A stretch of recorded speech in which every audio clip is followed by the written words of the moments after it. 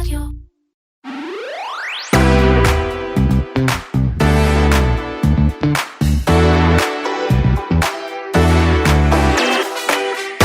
לפחות 100 עיתונאים, מתנגדי משטר, פעילי זכויות אדם ועוד נפלו קורבן לתוכנת ריגול ישראלית שלא שמעתם עליה עד עכשיו. קנדירו היא מתחרה של ו-Nso, ועד עכשיו הייתה בין הצללים. דוח חדש של מיקרוסופט וסיטיזן חושף אותה בכוח, גורר אותה אל האור.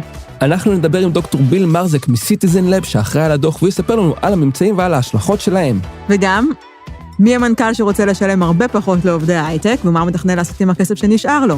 אתם מאזינים לקוקיז, פודקאסט ההייטק והטכנולוגיה של כלכליסט. אני הגר רבת. ואני עומר כביר, מתחילים.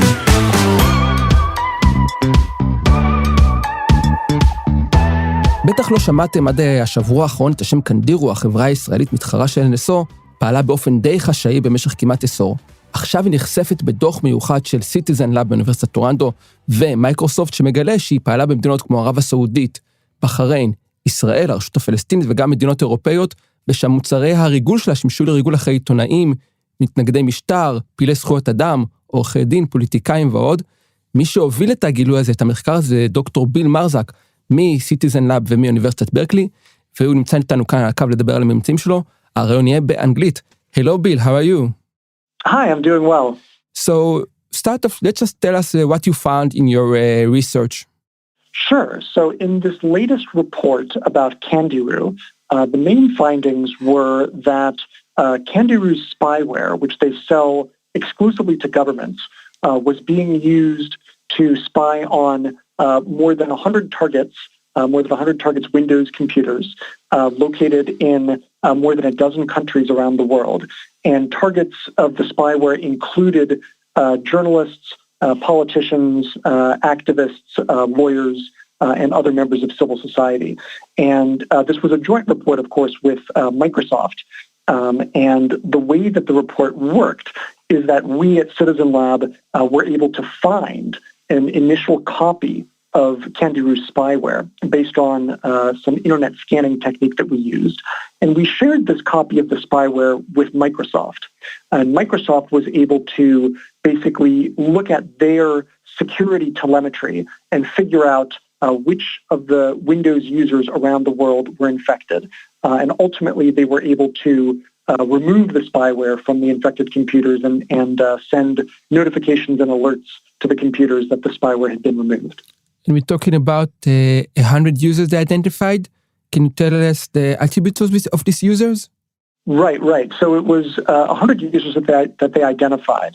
And the users were in various countries, including Israel and the Palestinian territories, as well as the United Kingdom, Singapore. There were, I think, a few other countries as well that they found the spyware in. And we at Citizen Lab were also able to see that there were systems, spyware systems that were being operated from countries including Saudi Arabia, the UAE, and Hungary, and Indonesia. And what can you tell us about the spyware itself? What can it do? Is it similar in any way to Pegasus? Well, that's a very interesting question. The copy of the spyware that we found was Candiru's Windows spyware. So this is for Windows PCs and laptops and desktops. They also have spyware for iPhones and Androids, which I think is more similar to spyware from Nso Group, which is focused on phones. But the interesting thing about Candiro is they focus both on Windows as well as phones. So the spyware was pretty full-featured as far as we could tell. It basically would allow the operator of the spyware, in other words, the government who was spying on the computer, basically full control over the computer. And the spyware was designed in a modular way, which means that we only saw, in the code, we only saw some parts of the spyware's functionality. So we saw the functionality for taking passwords that were saved on the computer, a functionality for using cookies on the computer, which basically means that if you're on your computer and you're signed in to your Facebook account or your Gmail account, the operator of the spyware can secretly use your accounts on your computer to send messages impersonating you, basically. They come from your account. So it can be a way to target friends or contacts using your email address. So in addition to that, the company Candiro advertises that they have the capability also to turn on the microphone and the camera, but we didn't see the code for those modules. So, Bill, what first made you notice this company, Candiro? How did it get on your radar and what made you investigate it? I became aware of Candiro, I think it was around 2018, because the first reports that mentioned the name of this company were actually from an antivirus company, Kaspersky Labs, which publishes reports on interesting viruses or malware or other sorts of activity that their antivirus product detects. So they had published a number of reports in 2018 mentioning that this company Candiro was their spyware was being used in Uzbekistan to target. I think there was one journalist that they mentioned that was targeted in Uzbekistan, and they also found it being used by the UAE. But they weren't able to obtain the final payload of the spyware because basically, the way the spyware works is you have to click on a link or open some file to become infected. So they were able to get that initial bit. What happens when you click on the link, what's the next thing you get. But they weren't able to trace the whole chain and get the final copy of the spyware. So this sort of always stuck in our heads at Citizen Lab. It's interesting. There's this other company out there, Candiro, it's been reported on by Kaspersky Lab. I wonder if we'll ever be able to find them. And it turns out in this report, yes, we were able to find them. And the first key to our report was basically we found a mistake that Candiro made, which was very interesting. Candiro is pretty secretive. When I first contacted them after reading your report, I talked with their chairman and he said, we're not going to comment. We don't have even a spokesperson or PR person. And I did send them their findings, and I know they got them, but I haven't heard back from them. Did you heard from the company or circle close to the company after the report came out a few days ago? We haven't heard anything from the company. I think their current idea is that they're not going to engage with the press. And we've seen that before with companies like Nso Group. Initially, when the first report came out, they did not say much to the press. Similarly, another company we looked at in the past, Hacking Team, based in Italy, when we first started reporting on them at Citizen Lab, they refused to comment to the press. But in both the cases of Hacking Team and NSO, as reports kept coming out showing more and more cases where the spyware was being abused to go after journalists instead of criminals, then as those cases kept piling up, the company, both Hacking Team and NSO have, in some sense been forced to start to comment to the press. As you mentioned, you reported a lot about NSO. I think Citizen Lab is more than anyone else responsible for the company being very famous. You now did report about Candiro. You also did report about another Israeli company, I think a daughter company of Elbit a few years ago.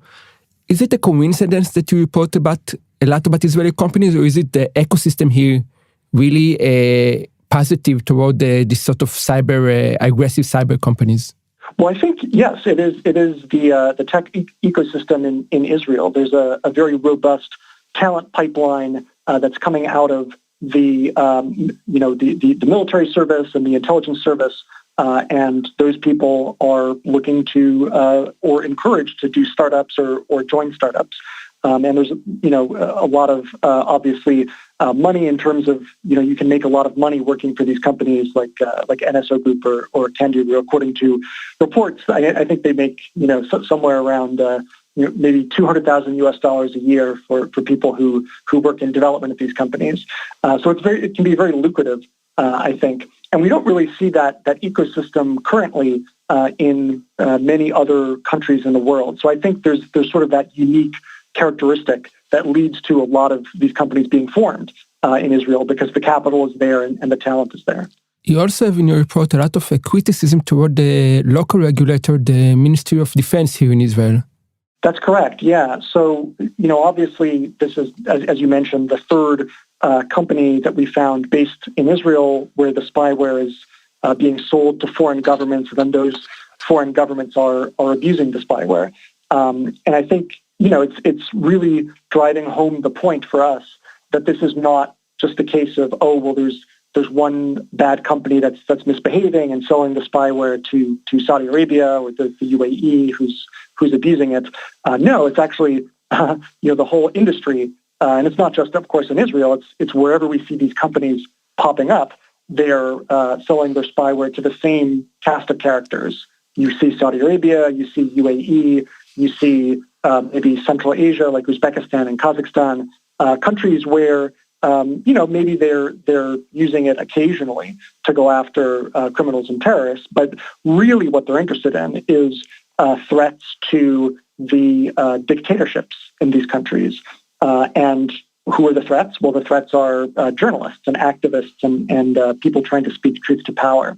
So I think, the problem is partially the Ministry of Defense, who needs to look at better licensing regulations for this industry, because clearly what they're doing is not working, because we see company after company selling to the same governments. The same governments do the same thing, and they get caught. And getting caught is neither good for the government they're selling to, nor is it good for the company, nor is it good for the Ministry of Defense. You said it's not working, but maybe it is working exactly as intended, because the New York Times, Israeli journalist came out, Ronen Bergman, in the New York Times with a story that the Israeli government encouraged companies like Nso to work with Saudi Arabia, to sell their products to Saudi Arabia, even after the murder of the Washington Post journalist Jamal Khashoggi. That was a very interesting report indicating that even though there was this suspension of Saudi Arabia, ultimately there was a push, I think the article said, both from the Ministry of Defense as well as from the Trump administration in the U.S. To get Saudi Arabia back on as a client. I think that's also, we've seen reports that have a similar flavor to that for several years. I think there was actually a report maybe it was either in 2016 or 2017, mentioning how the initial sale of NSO Group spyware to the UAE took place. And it was basically because there was this very cozy relationship between the regulator and the company. And it was, former people, I think, from either the company or from the cyber industry who were, had then gone to work for the Ministry of Defense, and they were the ones that were kind of pushing to get this license approved. So, you see this sort of problem in the U.S. and really in any other country, and it's called regulatory capture, where the companies that are being regulated have so much influence that they can influence the decisions of the regulator, when it should be the other way around. It should be the regulator that's influencing the decisions of the company. So I think that's definitely a problem that has to be contended with if there's to be a successful export control regime of this technology. Your first report about NSO came out, I think, 5 years ago. And you mentioned that you've encountered a very secretive company, very much similar to what Candiro is nowadays. But we've seen NSO change since then. They just released their first transparency report, which we've actually analyzed on this show last week. Do you believe that the change that NSO is trying to show, or is it just surface deep? Good question. Well, I think that NSO is in somewhat of a tough position because they've stepped out into the light somewhat. They can't, suddenly stop taking calls from the press or from the media. So they have to find some way to engage. But also at the same time, they have these very lucrative deals with countries maybe like the UAE or Saudi Arabia. And other countries that I think have been reported include Rwanda, India, some of these very big deals. And if they want to keep money coming into the company, they need to kind of keep the pipeline of deals going. So there is pressure, I think, to bring in money. And ultimately, at the end of the day, companies respond to the bottom line, right? Is the company making money? If not, then, they can't survive. So the company has to make money. So there's that tension between, well, which deals do we approve, which deals do we say no to. And I think it's really just the money pressure that's motivating them to do this transparency report. I don't necessarily think that it's a bad thing to have the transparency report, but I don't think that they're meaningfully addressing any of the problems that researchers have pointed out. There's been abuse of this technology to go after journalists, to go after activists, even in some countries to go after, in Spain, it was used to go after Catalan parliamentarians. In India, I believe that lawyers were targeted as well as journalists, as well as some senior politicians. So there's huge problems, around the world with the customers of NSO Group and the customers of these other surveillance companies. I think that this, until there's real regulation here, rather than the sort of self-regulation that NSO is trying to do, I don't think the self-regulation will have a big impact. I think there is when the Ministry of Defense or someone else imposes real strict rules and consequences on the industry. Do you think all these abuses that keep happening with these sort of companies, not only Israeli, but a lot of them are Israelis, because they really don't care what people are using the product for? Or maybe just negligence or indifference? Well, that's a good question. I mean, I think, we touched on some of the issues before with the idea of regulatory capture. Maybe that the industry is the one that holds some sway or some power over the regulator, which is the opposite of how it's supposed to work. But also I think that, when you look at this technology just through a national security lens, it might lead to making the wrong decision. So maybe it's it seems like it's in Israel's national security interest to allow the export or to encourage the export to Saudi Arabia or the UAE, because maybe this builds a closer partnership between the intelligence services. But ultimately, I think that's a very short-sighted view, because in the long term, what this technology is doing is it's cementing these authoritarian systems in these countries that they're being sold to. And in other words, it's suppressing democracy, bolstering authoritarianism, and that causes instability. It causes instability because ultimately, these dictatorship governments are unstable. There will be areas where they're failing to address grievances of the people, and then there'll be some political upheaval, or there'll be some uprisings like we saw in the Arab Spring. And if you're selling technology that is ensuring the survival of these dictatorships, it's contributing to instability in the region. So I think maybe, people might think, well, this is, good for Israel's national security to allow the export, but I think they should think about the bigger picture and look longer term rather than, thinking just how things are going to play out in the next few years. Just before we say goodbye, I have to ask you one last, more personal question. How frustrating is it to keep writing these reports year after year, company after company, and still seeing the same practices being used by companies?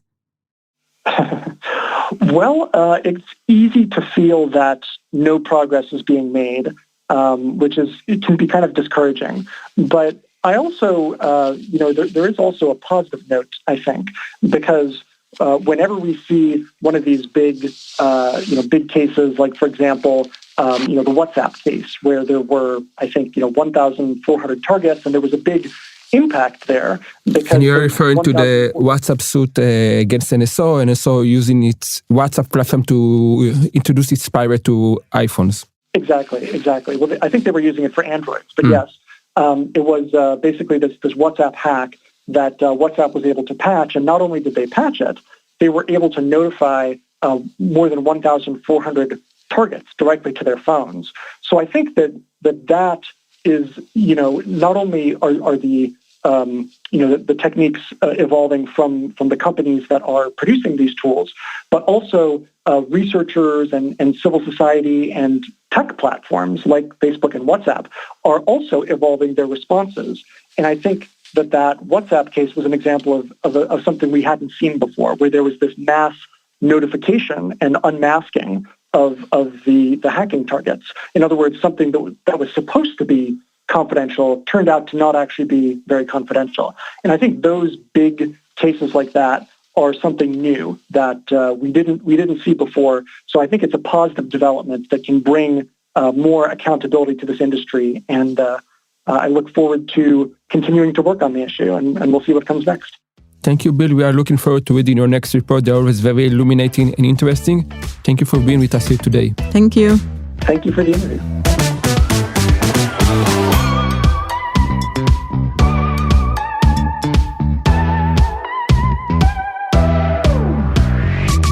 מנכ"ל אניוויז'ן אבי גולנגר הצית את האינטרנט עם פוסט מאוד שונים במחלוקת, שבו הוא קורא לכל מנהלי ובעלי חברות ההייטק להתאחד כדי לעצור את משכורות העתק בתחום. אנחנו דיברנו על זה כבר לא מעט בפודקאסט בשבועות האחרונים על המשכורות השכר וחגיגות התנאים בהייטק, אז מה בעצם חדש כאן באמירה הזאת? כן, המשכורות בהייטק יש להם יותר באז מלפרוזן יוגורט בשנות ה-90, אני חושבת. זה בהחלט המונח החם של הרגע. אז אבי גולן עוד לא יבש הדיו על גיוס של $235 מיליארד שהוא לקח מסופטבנק, וכבר הוא ניצל את הלינקדין שלו בשביל לקרוא באמת לכל הקולגות שלו, לעצור את טירוף השכר בהייטק. אחר כך הוא גם מתראיין על זה לאחד המתחרים שלנו, וסיפר שהוא איבד עובד בשביל, שעבר לחברה אחרת בשביל פלייסטיישן 5. ולא נגיד כי החברה התייחסה בצורה מאוד מגעילה לעובדים שלה בתחילת הקורונה, ופיתרה בצורה משמעותית כשהמגפה רק התחילה. לא קשור. לא קשור, כן. או נגיד בגלל שהיא חברה עם היסטוריה סופר בעייתית, שאפילו מיקרוסופט הפסיקה לעבוד איתה באיזשהו שלב, בגלל שימוש בתוכנת זיהוי הפנים שלה ברשות הפלסטינית. יש לא מעט בעיות בפוסט היחסית קצר הזה של אבי גולן. ראשית, הקריאה הזאת להגביל שכר קצת מריחה בתור משהו לא חוקי, כי אסור להתאחד בשביל להגביל שכר של עובדים. ואגב, החברות האמריקאיות, פייסבוק, גוגל, אמזון, אפל, היה לפני כמה שנים, זה תביעת הגבלים עסקיים נגדן, כי הם עשו משהו מאוד דומה בניסיון למנוע מעוברים לעבור מחברה אחת לשנייה. כן, דבר נוסף שלי לפחות מאוד חרה בדברים שלו, זה שסבב הגיוס האחרון של אניוויז'ן נועד כדי להרחיב את החברה ולגייס כוח אדם. אין ספק שמה שאבי גולן ראה, זה שיש תחרות מאוד קשה על העובדים, קשה לו למצוא עובדים, זה נכון בכל חברת הייטק, הם מבקשים משכורות מאוד מאוד גבוהות, ולכן במקום לשבת ולעשות חושבים עם עצמו איך הוא יכול להביא את העובדים, הוא ניגש ללינקדין ויצא באיזו קריאה נרגשת, חבר'ה בואו נתאחד כולנו ביחד, נוריד את המשכורות, נוציא עליהם פחות כסף. מה יקרה אם עודפי הכסף נשארים בקופה שלך? למי הם יחולקו? למשקיעים ולבחירים? כן, וצריך כמובן שבסוף המשכורות בהייטק גבוהות, כי ההכנסות גבוהות, כי יש שם הרבה כסף. אם לא היה כסף לחלק, לא מחלקים את זה בעיתונות, המשכורות לא כל כך גבוהות כמו בהייטק. לא כל כך. כי יש פחות כסף בתחום, כשיש כסף, הוא צריך להגיע לאנשהו, וחלק מזה מגיע לעובדים, כמו שאמרת. נכון, אז באמת, אני לא משחררת כאן את המנכ"לים ואת המייסדים של חברות ההייטק מאיזושהי אחריות מוסרית. אני חושבת שהרבה מה שקורה בהייטק, הרבה מהתנאים מסביב, קצת יצאו מפרופורציות. זה כן מייצר בסופו של דבר הרבה מהתנאים מסביב של להביא לך ספר ומניקור וכל מיני דברים לחברה ולדאוג שמישהו ילך לך לדואר. זה כן מייצר בסופו של דבר עובדים מפונקים, יש גבולות שצריך להעמיד. אבל הגבולות האלה פחות צריכים להיות אם לשלם לעובד 20,000 שקל שכר או 25,000 שקל בשכר. אם יש לך את האפשרות לתגמל את העובדים שלך כראוי בשכר ובאופציות, זה תפקידך כמנכ"ל לדאוג לעשות את זה. לא להגיד, רגע, איפה אני יכול לחסוך על העובדים האלה את הכסף. גייסת $235 מיליון, obviously את הכסף יש לך, אנא דאג לתגמל את העובדים שלך כראוי. אם אתה לא רוצה לתגמל את העובדים שלך כראוי, זה כנראה צריך להיות סימן למי שמחפש היום עבודה בשוק, לאיזה חברה לא לשלוח קורות חיים. אבל אני משחק קצת את פרקליטו של השטן. בכל זאת, יש כאן פתאום נוצח מעמד של עובדי על, שיש להם מרוויחים הרבה יותר משאר אוכלוסייה, וכל הדברים שאנחנו שומעים על הפרשי מעמדות, ואי שוויון וזה, ואז אולי הוא דווקא אומר כאן, דווקא מזווית חברתית, הוא אומר, אני רוצה לטפל באי שוויון במשק. אז קודם כל, הזווית שלו לא הייתה חברתית, הזווית שלו הייתה לכאורה ציונית, אני עושה כאן מרכאות עם הידיים שאף אחד לא רואה. אני ראיתי ואני יכול להשאיר שהיא עשתה. הזווית שלו הייתה ציונית, הוא אמר, עולה לנו הרבה כסף, ולכן אנחנו עוברים להעסיק עובדים בחול. נכון, אני לא שוללת את האמירה הזאת, האמירה הזאת נכונה לגמרי, אבל שוב, יש לכם איזושהי אחריות מוסרית וחברתית וכלכלית בתור מנהלי חברות, וחלק מהאחריות שלכם, מה שדיברנו עליו בפרקים קודמים, להכניס ג'וניורים לחברה. מי שאתם שוכרים בחול, באוקראינה, בעוד ומקומות אחרים, זה ג'וניורים. האחריות שלך היא לקחת גם כאן את הג'וניורים. נכון, תשלם להם יותר שתשלם להם באוקראינה, אבל אם אתה רוצה לגלות איזושהי אחריות מוסרית למשק, כאן האחריות המוסרית שלך.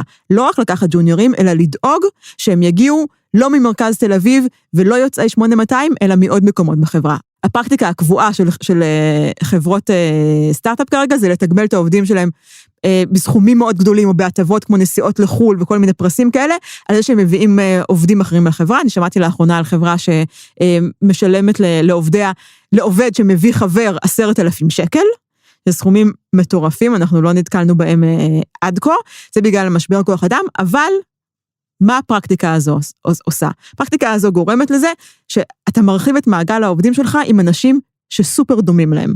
אם אתה מעסיק 250 עובדים באזור תל אביב, ואתה מבקש מה-250 חבר'ה האלה להביא עובדים נוספים, הם יביאו את החברים שלהם. אין להם גישה לילדים, לא לילדים, סליחה, לצעירים מוכשרים ממקומות אחרים בארץ. הם לא יביאו מישהו שצריך להכשיר, הם יביאו מישהו שיש רוב הסיכויים שיתקבל לעבודה והם יקבלו עליו את הכסף. הנה כאן מגיעה האחריות שלך בתור מנכ"ל. האחריות שלך בתור מנכ"ל היא להגיד, אוקיי, אני לוקח את החבר'ה האלה שהעובדים שלי ממליצים עליהם, אבל אני קיבלתי החלטה שאני מגיע בסוף השנה לאחוז מסוים של נשים בחברה, לאחוז מסוים של ערבים בחברה. אני עושה תוכנית בוטקמפ שמיועדת ספציפית לאוכלוסייה האתיופית או לאוכלוסייה החרדית. כאן מגיעה האחריות שלך בתור מנכ"ל. האחריות שלך בתור מנכ"ל לא צריכה להיות איך אני מגביל את חלוקת הרווחים בחברה שלי, אלא להפך, איך אני מרחיב אותה, אני מתגמל את העובדים שלי כראוי, ואני דואג לכך שמעגל העובדים שלי יהיה כמה שיותר הטרוגני, וכמה שיותר משקף את המקום שבו אני חי.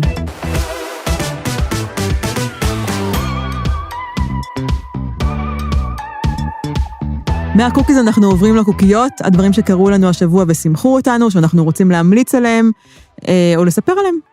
עומר, מה הקוקייה שלך? אני רציתי להמליץ על שמי גדון, הסדרה החדשה של אפל TV, אבל כשדיברנו קודם גם עשית לי כזה פרצוף, וגם זה כבר נטחן ברשתות החברתיות ובאתרים ביומיים ושלושה מאז שיצא, שאני החלטתי לדבר על משהו אחר.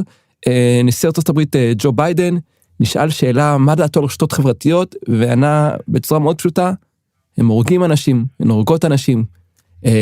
המגפה כרגע בארצות הברית היא בין הלא מחוסנים והן הורגות אנשים. ואני חושב שהוא סיכם ככה בצורה, באנגלית זה היה 16 מילים, אני ספרתי, מה שהרבה אנשים מרגישים כלפי פייסבוק, כלפי טוויטר, כלפי הטיפול הכושל שלהם לדעתם במיסאינפורמציה, בפייק ניוז.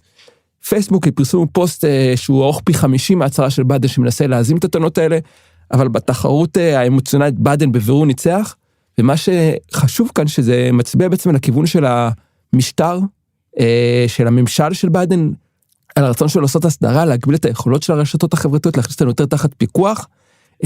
גם משטר טראמפ היה עוין לרשתות חברתיות, אבל כאן יש לנו משטר, ממשל, עם אנשים מוכשרים, שיודעים ליזום תוכנות ולהוציא אותם לפועל, בניגוד למלחכי הפנחה שהוא במשטר הקודם.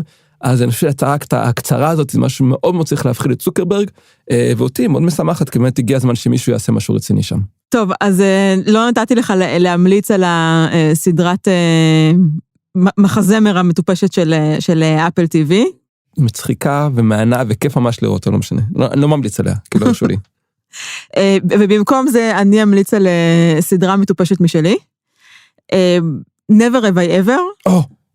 וואו, אני ראיתי את העונה הראשונה, לא התחלת, סליחה, אתה המליצי. ההמלצות שלי הם קונסנזוס באולפן הזה. כן, יצאה עונה שנייה ביום, אני חושבת שיום חמישי אפילו. חמישי או שישי, משהו כזה. יצאה עונה שנייה בנטפליקס בסוף השבוע. זו סדרה שכתבה מינדי קלינג על נערת תיכון אמריקאי ממוצא הודי. בעצם על עצמה. יש בה אלמנטים ביוגרפיים, אבל הסדרה לא מספרת את הסיפור שלה. מה שמקסים בסדרה הזאת, היא מלבד העובדה שהיא שנונה והיא מצחיקה והיא רגישה לפרקים, אני כמעט הזלתי דמעה פעמיים באיזה פרק ספציפי בעונה הזאת, היא מרגישה שהיא באמת משקפת את עולמם של בני הנוער. אני מאסתי כבר לגמרי בכל סדרות הנוער, של הטלוויזיה האמריקאית, שהשחקנים בני 30 ומשהו, נראים בני 40 ומשהו, כל מה שהם מדברים עליו זה סקס וסמים, וככל הנראה יש להם בעיות שלא היו מביישות את טהרן על הריגול באיראן, ו-Never Ever Ever היא סדרה אחרת לחלוטין, זה לא שאין בה סקס, היא כולה נסובה סביב סקס, אבל סביב שאלת הסקס, זה פחות סביב הפרקטיקה האמיתית של הדבר הזה, מקסימה. באמת אני ממש ממליצה עליה. זהו, אז אני ראיתי את העונה הראשונה ומאוד נהניתי, עוד לא התחלתי את השנייה, אבל אם השנייה טובה כמו הראשונה, אני גם מצטרף להמלצה הזו בחום. היא לגמרי טובה כמו הראשונה. אלה היו הקוקיז והקוקיות שלנו השבוע, תודה לרועי ברגמן מכלכליסט, לאופיר גל מסוף הסאונד, אני אגר רבת. אני אומר כביר, ואם אהבתם את הפרק, חפשו אותנו בספוטיפיי או באפל פודקאסט, או איפה שאתם שומעים את הפודקאסטים שלכם, וירשמו אלינו. להתראות בשבוע הבא.